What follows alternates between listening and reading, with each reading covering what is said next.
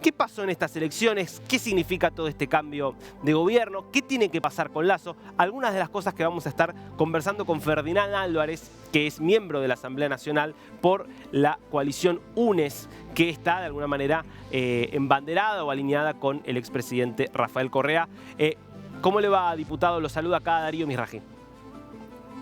Hola, buenos días Darío, buenos días Argentina, buenos días Latinoamérica, gracias por la invitación.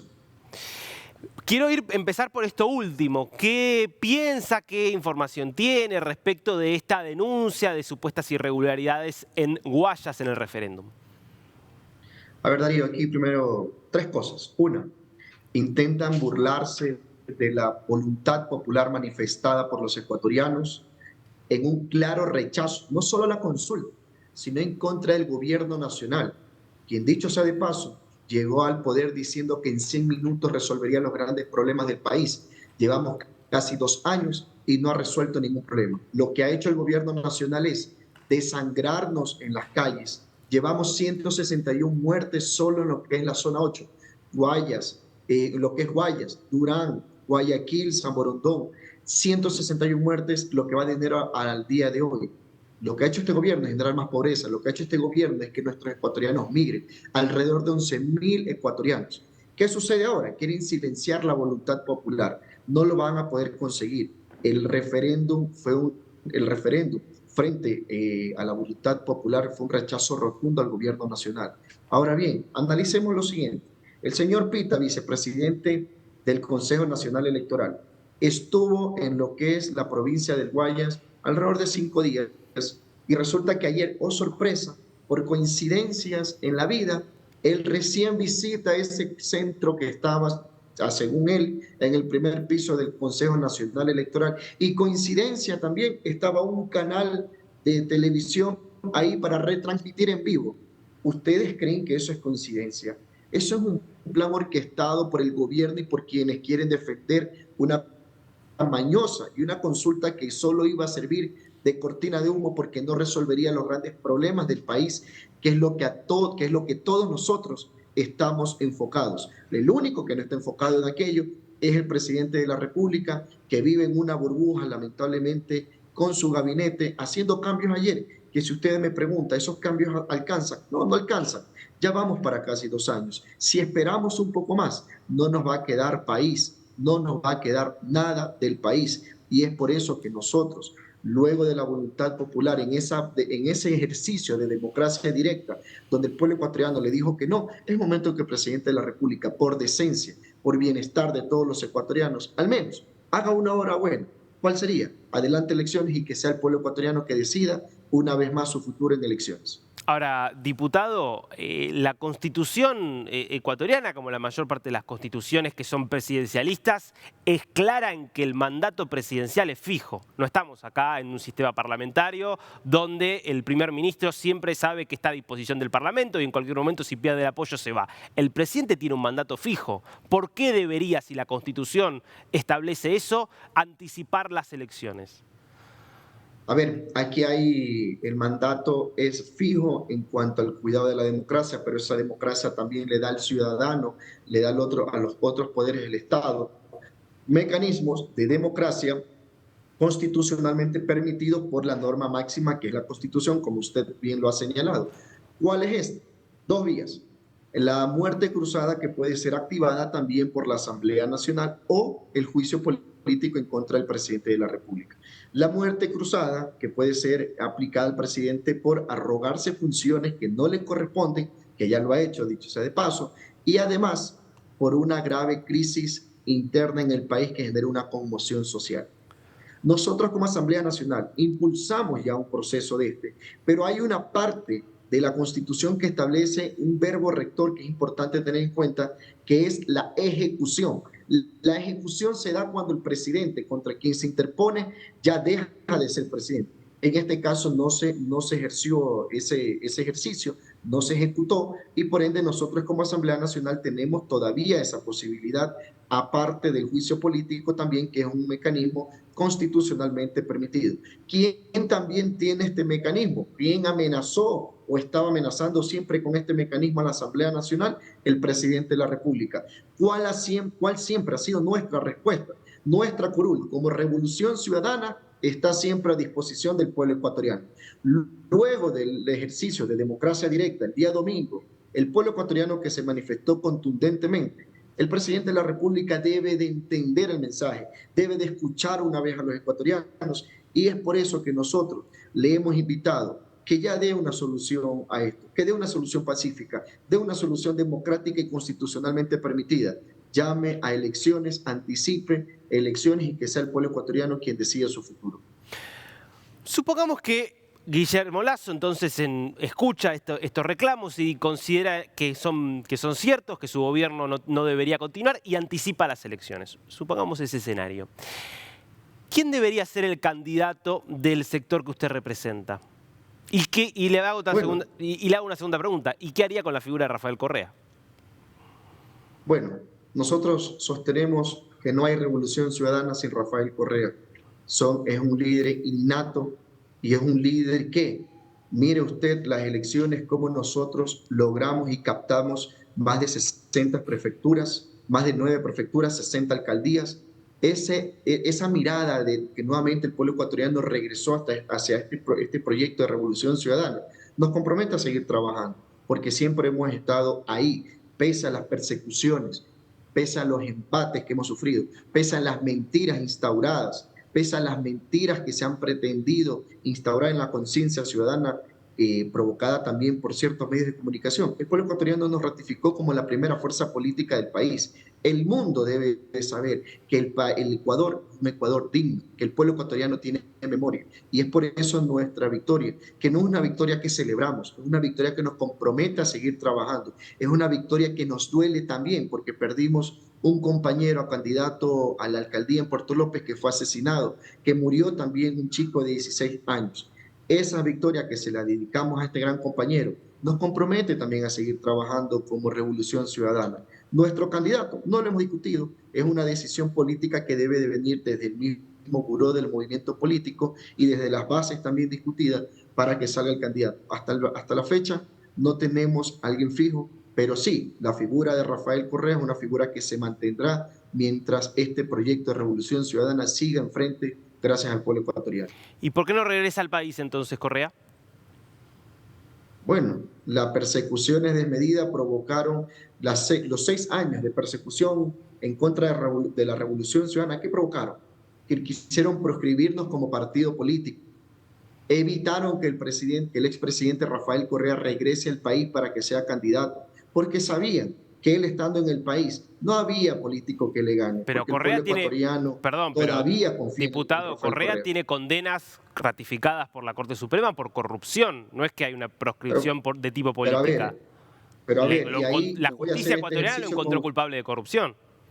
Voy a hacer este ejercicio con usted, que lo hacemos acá. Póngame 10 abogados, los mejores del país, y que me presenten una sola prueba. ¿Por quién fue condenado? Por una Corte Nacional que fue puesta a dedo por el Trujillato que tanto daño ha causado al país y que todavía lo sigue causando. Por esa Corte Nacional, una Corte Nacional desacreditada, por una Fiscalía puesta a dedo también, por una Fiscalía que respondía a intereses políticos. Un caso que todo el mundo lo discute y hasta el mismo Klaus Roxin en algún momento salió a dar declaraciones diciendo que esa teoría de la Fiscalía, primero que no es la teoría que él presenta, no es una teoría doctrinaria que él presenta, es una teoría absolutamente inventada por una persecución política. Nosotros sufrimos el lado fuerte. Y nosotros es el que vivimos todavía batallando día a día. Pero nosotros, ¿qué pedimos ahora como Revolución Ciudadana? Pedimos, bueno, confórmese una comisión de la verdad. El mundo quiere saber la verdad. Presidente Lasso, el mundo quiere saber la verdad. Bueno, conformemos una comisión de la verdad y que el mundo sepa la verdad. Eso fue parte de una persecución desmedida, una corte puesta a dedos por el Trujillato, una fiscal puesta a dedos por el Trujillato. Con eso usted me va a decir que es una sentencia digna, que ya próximamente en las Cortes Internacionales va a ser revisada también y Bueno, y vamos a tener diputado, como eso todavía no consecuencia ocurrió, un fallo ¿no? digno de verdad. Primero que eso todavía no ¿Perdón? ocurrió, digo, todavía no ocurrió que una corte internacional dijera que el fallo es ilegítimo, por lo tanto la justicia vigente en Ecuador es lo que ha establecido. Ahora, lo que yo le pregunto es, ¿usted cree que no ha habido corrupción durante el gobierno de Rafael Correa? Porque la realidad es que lo que se ha denunciado es, en definitiva, tramas de corrupción muy similares a las que ha habido en otros países de América Latina y que han estado bastante sustanciadas en otros países, sin ir más lejos. En Perú hay muchos expresidentes de derecha, de izquierda, que han estado con procesos judiciales y han ido a la cárcel por corrupción. Mire, y lo ha dicho el expresidente Correa, en 10 años de mandato, evidentemente se pudieron haber filtrado funcionarios corruptos que no representaban la esencia de la revolución ciudadana y que esos funcionarios fueron denunciados en su momento por el mismo gobierno del presidente Rafael Correa y que esos funcionarios fueron separados, no como actualmente el gobierno nacional pretende cubrir tapando la corrupción de su gobierno que llega a altas escalas y que día a día donde usted toque en este gobierno nacional, lo que huele es más corrupción. Donde usted ponga el dedo, sale pus en este gobierno nacional. Nosotros somos sinceros ante el pueblo ecuatoriano. No podemos tampoco mentirle al pueblo ecuatoriano como le está haciendo este gobierno a la fecha. Tenemos cuántos casos de corrupción. Día a día sale un nuevo caso de corrupción que empaña a altas esferas del gobierno nacional. ¿Por qué el presidente de la República le devolvió y no quiso poner en conocimiento público el informe presentado por el secretario anticorrupción, el señor Verde Soto? Sino lo que le dijo el presidente de la República, dicho por el mismo señor Verde Soto, lo que le dijo es, esto puede provocar una crisis política y hay que cuidar la imagen del gobierno nacional. Es decir, el presidente prefirió cuidar la imagen del gobierno nacional y no decirle al pueblo ecuatoriano la verdad sobre los 40 contratos que empañan la corrupción en el más alto nivel de este gobierno. Y ese informe, en la comisión que está fiscalizando ese caso, es el que hemos pedido que se devele ante el pueblo ecuatoriano, para que sea el señor Verde Soto el que explique cuáles fueron estos casos, porque no solamente es un caso, son 40, no solamente es que existen nombres, existen compañías, existen vinculaciones a altas esferas de gobierno. Esa corrupción en 2 años de gobierno, insisto, la incapacidad del gobierno no solamente que nos ha desangrado, sino que lo poco que quedaba de Estado, todos se están destruyendo y se lo están llevando en masa y eso es lo que el presidente pretende incurrir. Diputado, si volviera al gobierno el correísmo, supongamos, ¿no? Considerando que, como bien dice, usted lo marcaba, obtuvo varios resultados positivos en las elecciones del domingo. ¿Volverían a hacer lo mismo, por ejemplo, con los medios de comunicación? Recordemos para nuestros televidentes que el gobierno de Rafael Correa sacó una de las leyes de medios de comunicación más censoras de toda América Latina, esto denunciado por organismos internacionales, por comités de derechos humanos. ¿Volverían a sacar la misma ley de medios o habría un replanteo, por ejemplo, en ese punto? Mire, aquí vamos a hacer un análisis político a nivel mundial. Los medios de comunicación, y esto es una verdad a la luz, una verdad mundial, los medios de comunicación o ciertos medios de comunicación políticos o que se politizan, se convierten en un poder también, en una estructura estatal, en una estructura de gobierno, se convierten en un poder. Nosotros, luego de lo que se fue de gobierno, claro, hemos aprendido, se cometieron errores, pero por supuesto, en 10 años de gobierno pudieron haberse cometido errores, que se cometieron aciertos, muchísimo, mejoraron la calidad de millones de ecuatorianos. Esos fueron millones de ecuatorianos que se beneficiaron por este proyecto político. Pero por supuesto, en cuanto a lo que tiene que ver con medios de comunicación, una cosa es la libertad de expresión que respetamos, vamos a respetar, siempre se va a respetar con la norma constitucional, los organismos internacionales, las normas constitucionales.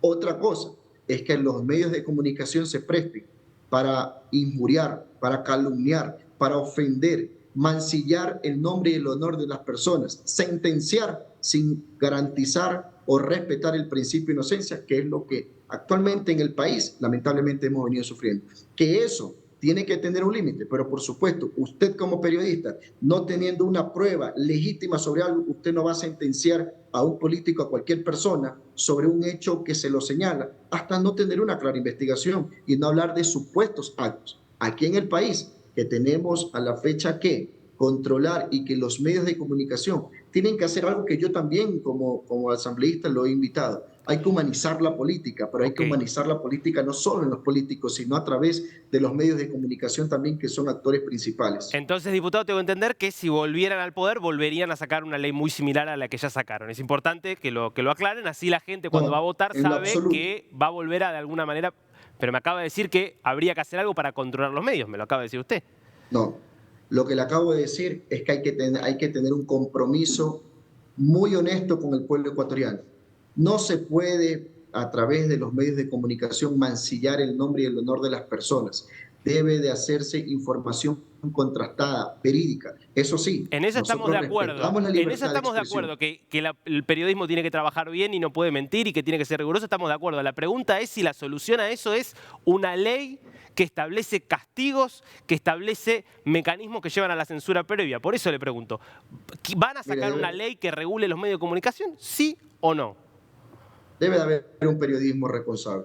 Evidentemente, una vez que nosotros en el 2025 o antes, o cuando el pueblo ecuatoriano lo diga, tampoco es que nos endiosamos en una victoria, lo tomamos con absoluta humildad, nos comprometemos a trabajar y que en el momento de elecciones el pueblo ecuatoriano decida y que del momento que llegara al poder, obviamente habría que revisar, porque no solamente el periodismo debe ser responsable, sino honesto con el pueblo ecuatoriano. Ese periodismo responsable siempre va a ser respetado y siempre va a ser admirado. El periodismo de investigación, serio, honesto, que contrasta información, por supuesto, incluso hay que apoyarlo. Diputado, le agradecemos mucho por este tiempo con DNews. Gracias a ustedes, un abrazo grande, América Latina.